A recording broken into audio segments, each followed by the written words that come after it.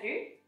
On se retrouve aujourd'hui pour une nouvelle vidéo qui, comme son nom l'indique, va parler de tétons et de tétés et de seins et de... je sais pas comment tu les appelles, mais ça va parler de ça aujourd'hui. Me concernant, ça fait 3 ans que bientôt que j'en porte plus et je m'étais dit que ça pourrait être intéressant de vous faire un petit point sur cette expérience qui en est une malgré tout, avec ses hauts, ses bas, mais surtout beaucoup de hauts en fait. J'ai pris quelques notes, on va y aller méthodologiquement cette fois-ci. Donc je vais vous parler de mon expérience, de ce que ça m'a apporté, des bénéfices, et puis voilà, on va commencer tout de suite. C'est parti! Qu'est-ce qui s'est passé il y a 3 ans?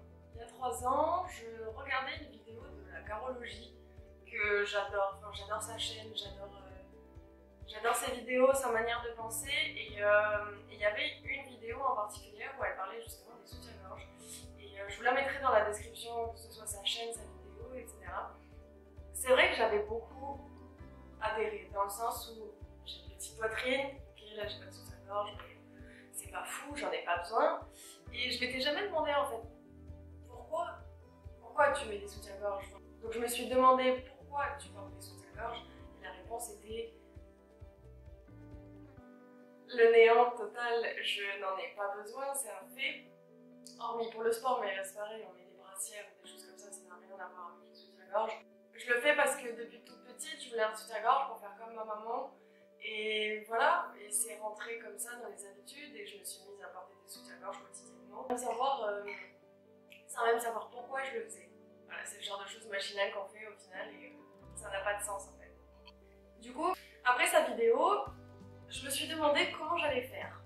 À quel moment concrètement j'allais vraiment me jeter à l'eau. Et c'est pas facile dans la société parce que je pense que quand les gens sont habitués à vous voir avec un soutien-gorge ou dans le milieu scolaire, je pense que c'est pire en fait. Si j'avais dû le faire dans le milieu scolaire, je pense que je l'aurais jamais fait, j'aurais jamais le courage, je vais être très honnête. Et j'étais dans un moment de ma vie où j'allais partir de mon travail pour aller dans une autre boîte. Et je me suis dit, ok, ce sera le déclic. Quand j'entrerai dans ma nouvelle société, je ne porterai plus de soutien-gorge. Et je les habituerai, je les conditionnerai entre guillemets, parce que je n'en porte pas. Et au moins, il n'y aura pas d'effet de réaction. Du coup, quand j'ai commencé dans ma nouvelle boîte, tout simplement, j'ai arrêté d'en mettre. Ça fait bizarre. Au début, ça fait bizarre, faut pas se le cacher. On se sent vraiment toute nue pour le coup. Voilà. On se sent vraiment toute nue. Mais c'est une sensation cool, je trouve. Enfin, c'est vraiment une liberté de ne rien porter. Et c'est vraiment chouette de ne plus se poser la question de quelle couleur je vais mettre sous ce haut, sous... Par contre, la seule exception me concernant, c'est quand je mets des tops blancs ou des tops un peu transparents où on est susceptible de voir. Je mets un soutien-gorge couleur chair. J'en ai qu'un, j'en ai deux. Tout simplement. Voilà, au moins ça passe et puis au moins personne ne le voit. Et moi, par contre, moi ça me dérange. Je sais que je passe toute la journée à redescendre le soutien-gorge, à remettre les bretelles. On voit vraiment que l'habitude, elle est plus là du tout quoi. Du coup, ça a été vraiment un soulagement pour moi. Petit à petit, j'ai trouvé ça super cool et je trouvais ça féminin. Il y avait quelque chose de sexy dans le fait de ne plus porter de soutien-gorge. Et aujourd'hui, c'est un atout, je trouve.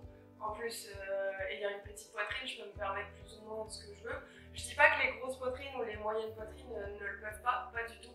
C'est juste que dans notre société, malheureusement, encore et toujours, il y a une certaine...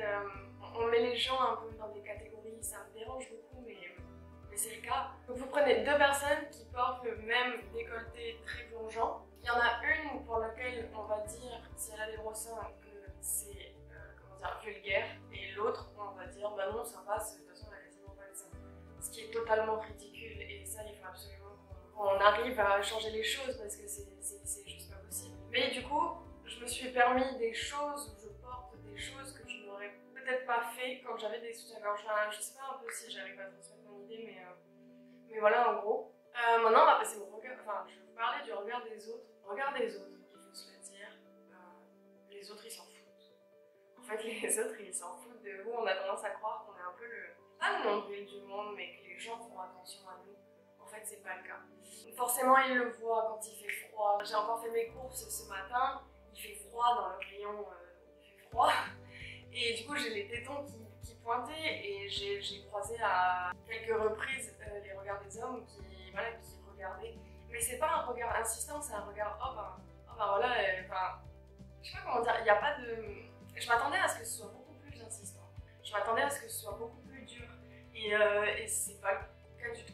Très honnêtement, c'est pas le cas du tout. Donc, et puis nous aussi, on regarde. Enfin, faut se dire, si les autres nous regardent, nous aussi, on les regarde d'une certaine manière. Et c'est pas grave. Enfin, je veux dire, on a le droit de se regarder les uns les autres. Le but, c'est qu'il n'y ait pas de jugement derrière. Ça, c'est un peu plus compliqué. Mais voilà, il faut rester dans cette optique où, quoi qu'il en soit, les gens regarderont, mais sans y prêter forcément attention. Enfin, ce sera pas insistant. Tout est cool à ce niveau-là. Ensuite, j'ai aucun problème à parler très ouvertement de ce genre de sujet. Je m'en fiche en fait un peu complètement. Je pars du principe qu'on peut parler de tout et que tout sujet est bon à être discuté en fait, et il n'y a pas de problème avec ça. Et quelques temps après être arrivée dans ma société dans laquelle je suis actuellement, je me rappelle, parce que je bosse qu'avec des garçons en plus, et je me rappelle qu'on avait eu une discussion du genre, il m'avait demandé, mais Alison, tu parles plus de soutien-gorge? Enfin, tu portes pas de soutien-gorge? Je leur avais dit bah non. Et ça leur faisait un peu bizarre, mais au final, non. Enfin, une fois que je leur avais expliqué les raisons, ils m'avaient dit bah non, mais c'est cool, t'as raison, tant mieux. Et au final, maintenant, c'est banal et plus personne n'y fait attention. Enfin, c'est comme ça quoi. Par contre, là où ça m'a un peu dérangée, c'est le regard des femmes. J'ai trouvé, et je trouve encore, le regard des femmes entre elles est plus difficile. Voilà, je m'attendais pas à ce que les regards, ou les remarques, un peu déplacés viennent des femmes. Je sais pas dans quel monde je vivais, mais je m'attendais à de l'insistance masculine liée à notre société, malheureusement. J'ai ressenti beaucoup plus de jugement en fait, de la part des femmes. Ce que je trouve un peu ouf parce que, je veux dire, on est toutes des femmes et on devrait justement se soutenir dans la démarche. Voilà, je trouve ça un peu désolant. Mais c'est pas grave, on dirait que ça passera et j'ai bien espoir que tout ça, ça change avec le temps. Pour finir, je pense que je vais vous parler, pour moi, du plus gros impact qu'a été le fait d'arrêter de porter des soutiens-gorge. C'est ma confiance en moi. Comment dire? À l'origine, j'aimais pas du tout mes seins. Je les trouvais trop petits, forcément. Si j'avais eu la thune très rapidement, je les aurais fait refaire. J'avais un gros complexe, voilà, j'étais complexée par ça. Et c'était inimaginable pour moi d'aller au travail. Déjà, avec un soutien-gorge, je les trouvais petits, mais sans soutien-gorge, c'était pire en fait. Je me disais que ça allait être pire. Et au final, arrêter d'en porter, ça a été la chose qui m'a le plus en fait donné confiance en moi. C'est-à-dire qu'aujourd'hui, je vous explique, pour rien au monde, en fait, je ferais refaire mes seins. C'est fini. Voilà, je les aime comme ils sont. C'est parfait, je peux porter ce que je veux. C'est pour moi l'idéal. C'est l'idéal et je peux plus, voilà, c'est quelque chose qui m'a donné vraiment confiance en moi au quotidien et dans mon corps. Et en fait, quand on a un complexe, on offre aux autres la possibilité de regarder ce complexe et de le juger à leur tour.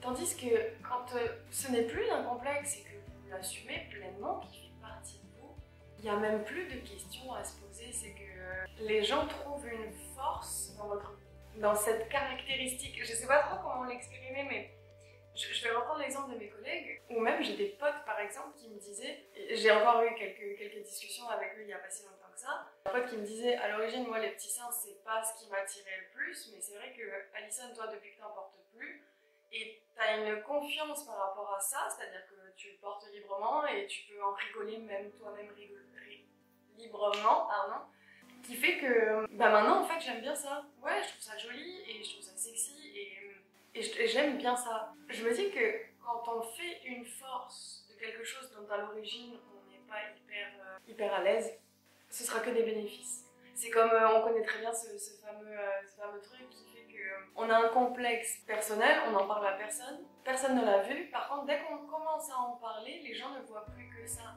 Ça veut dire ce que ça veut dire, c'est que les gens de base, ils vous voient, vous êtes vous. Mais dès que vous commencez à nourrir ces complexes, les gens vont commencer à les voir. Tout simplement. Et ça c'est dommage. Donc assumer votre physique, s'aimer c'est quand même cool et ça fait du bien. Ça fait vraiment du bien. Du coup voilà en gros, j'avais énormément de choses à dire mais j'ai pas envie que cette vidéo soit trop longue. Si vous voulez que j'en refasse une autre un peu plus explicative, un peu plus détaillée en fait, il n'y a pas de souci, je pourrais le faire avec grand plaisir. Donc n'hésitez pas à me le mettre dans les commentaires, je les lirai, j'y répondrai évidemment. Si vous avez aimé cette vidéo, je vous invite à vous abonner, ça fait toujours plaisir, et à mettre un petit pouce, positif ou négatif d'ailleurs, ça dépend si vous n'avez pas aimé. J'espère que vous avez passé un bon moment. Moi ça me fait plaisir de parler de ce genre de sujet, et moi je vous dis à bientôt pour une nouvelle vidéo. Bye!